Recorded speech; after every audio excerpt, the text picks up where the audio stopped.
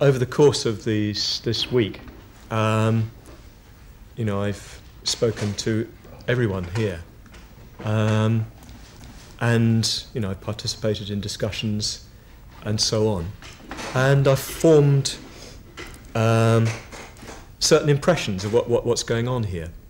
I mean, the first thing is I'm impressed by the definite sincerity of everybody, and I can see that if you all keep going, you will be ordained at some point. Those of you who are already ordained will remain ordained.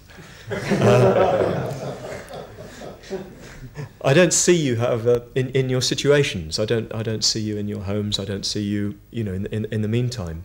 So it's a bit difficult for me to say very clearly, you know, for each of you, what I think you need to do in order to gain ordination. And you know, there we have to rely on the order chapter as a whole.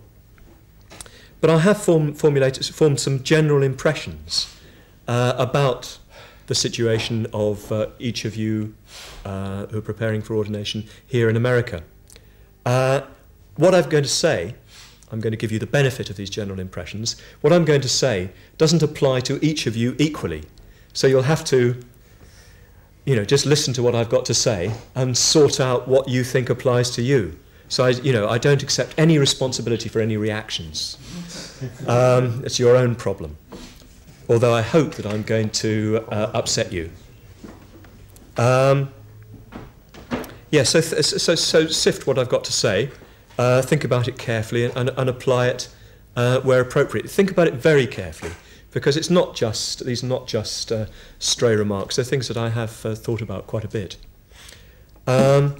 Yeah, so I'm going to give you a number of exhortations. I'm following a very noble precedent of not, you know, giving you a systematic talk, but more picking out a number of points. So I've got, it's strange, I've got 15 harangues, 15 exhortations, 15 points. I had to work quite hard to get 15, but I felt there had to be 15. Because obviously you can't have you know, a talk with points in it unless there are 15 of them. So I've got 15 too. And I hope to build up to 45, but later. Yeah, so these are things that I think that you, who've asked for ordination, need to do if you are to be ordained possibly in 1994. I think there's not one of you who couldn't make it. I don't think you all necessarily will, but every one of you could make it. You're going to have to work very hard, though. You've got a lot to do, all of you. It's not an easy matter.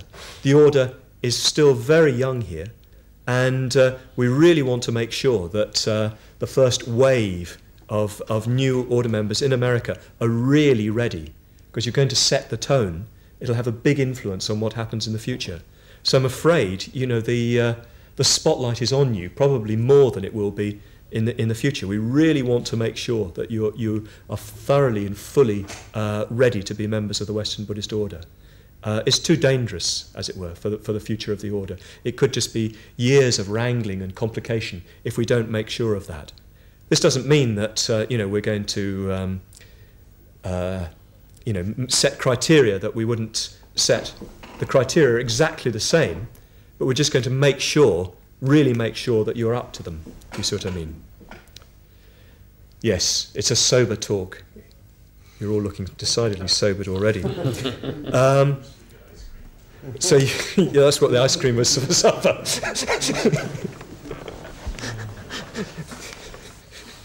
Alan saw through that one.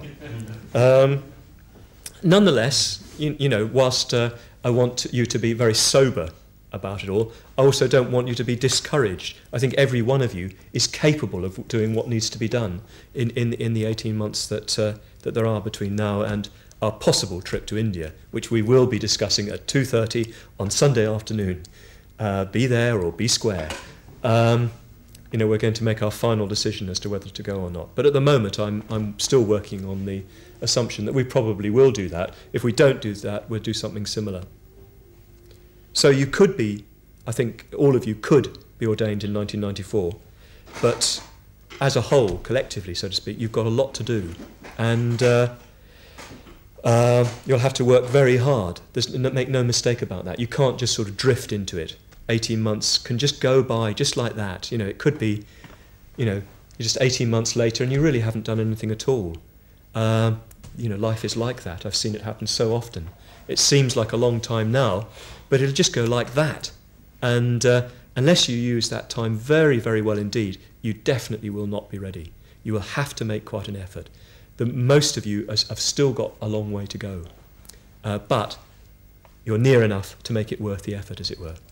I should add, of course, that this retreat that we're proposing in India is not, you know, a do-or-die retreat. It's not that if you don't make it then, you'll never be ordained, won't be invited on such a retreat again or whatever. I think it'd be a very good retreat, whether you're ordained or not, and will help very considerably in moving you towards ordination, even if you're not ordained on that occasion. You know, if you're not ordained on that occasion, well, we'll find some other situation to ordain you in. We'll work out the best environment for it. But it would be good if there were a number of you, a substantial number of you ordained then, and it's really up to you. Although, you know, the order also has to play its part. It's got quite a bit of gearing up to do here, and well, I've got to do a bit of work myself too. Just so you don't think it's all you. So these are some of the things, at least, that I think you will have to do, and that I picked up from talking to you, talking amongst order members. These are some of the things that I think you're going to have to do. I suppose it could always be extended. I'm sure there are more things. But I hope that in this way I'll give you a fair idea of where I think you have to put your efforts. And I'm going to break through my English conditioning. This is really an exercise for me. It's not for you at all. This is an exercise for me because I've been brought up to be extremely polite and to talk very indirectly. But I've realised that you blunt Americans don't know what I'm talking about when I'm you know, dropping nice hints all the time. You just don't pick up on them. You know, you haven't got the sort of subtle, circuitous minds of us perverted English. So I'm going to speak very boldly and bluntly. Well, at least that's what I think I'm going to do. You'll probably think that I'm, you know, talking from still from a very polite perspective, but I'm going to try at least to not pull my punches and let you know quite bluntly what I think that you've got to do in order to be ready for ordination.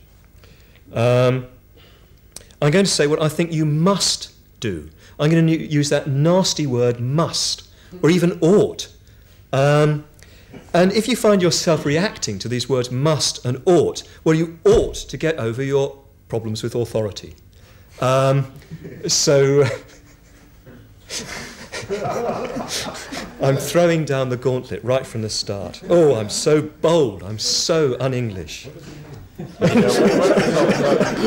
He's already lost it. Got to, must, have to. Yes, no punches are going to be pulled. You've got to overcome your you know, you're big boys now. You want to be ordained. There's no pussyfoot.